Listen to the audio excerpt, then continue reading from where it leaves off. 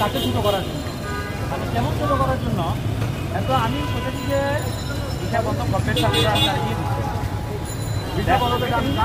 আমি জানি তারপরেও এত করে নাটক টাকা পাঠাবো তবে আমি টাকা দিব তোর অ্যাকাউন্ট আমি তো জানি টাকাটা সে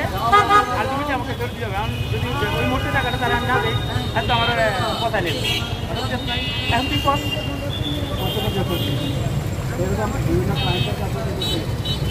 তোমাকে ভাই ক্লায়েন্টের তার কিছু বানানো দরকার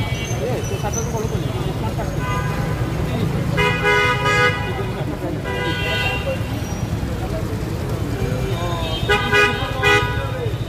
আমি জানি